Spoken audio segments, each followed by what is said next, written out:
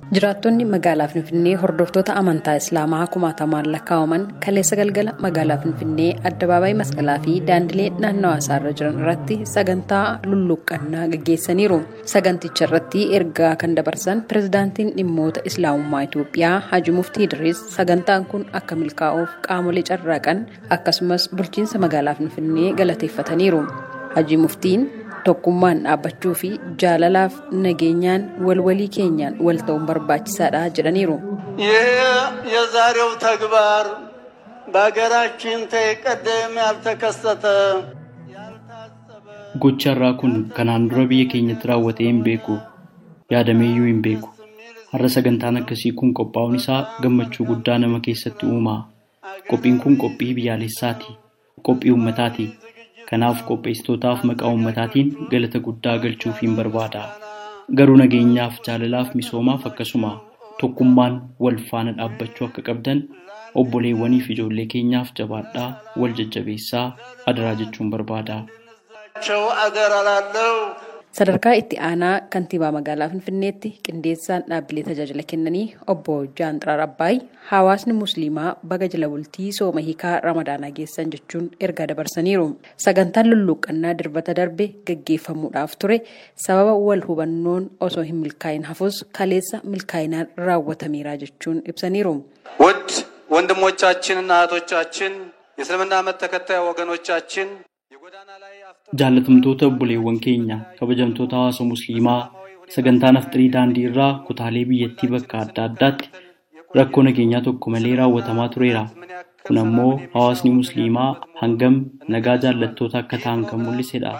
Sagantaan kun magaalaa Finfinneetti qopheeffamuuf guyyaan itti yaadame dilbata darbe ta'us sababaa sagantichaa waliin wal qabatee mariin raawwatamuu dhabeef osoo hin raawwatamin hafee jira. Haa ta'u malee sagantichi guyyaa karoorfametti ta'uu baatus haala baay'ee miidhagaa ta'eef biyyoota birootiif fakkeenya ta'uu danda'uun raawwatameera. Saganticha akka milkaa'uuf obboleewwan kiristaanaas carraaqqii isaan taasisaniif nan galateeffadha.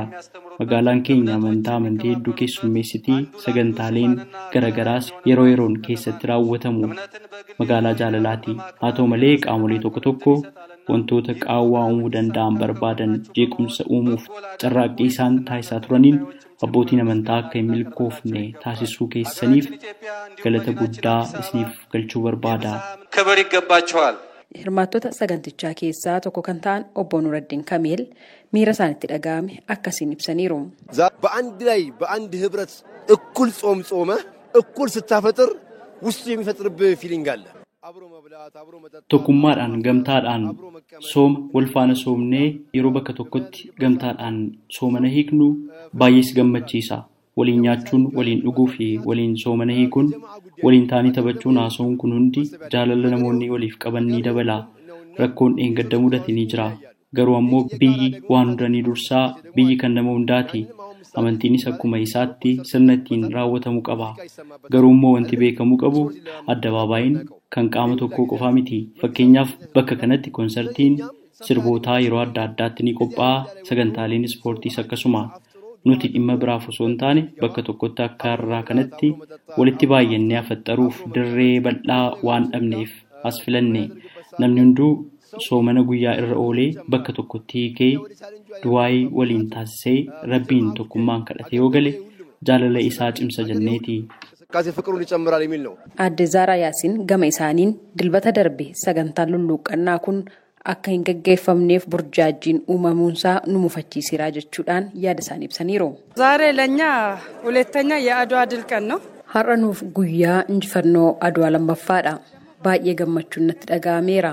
Akkasumas ammoo yeroo darbe rakkoon uumame kan boquu gannu qabachiise ta'us har'a garuu wanti nuuf malu nuuf godhameera. Hirmaattonni sagantichaa baatiin ramadaanaa baatii eebbifamaadha. Kan namni waan qabu ittiin waliif qoodee waltumsudha. Namummaan kan daran cimee itti mul'atudha.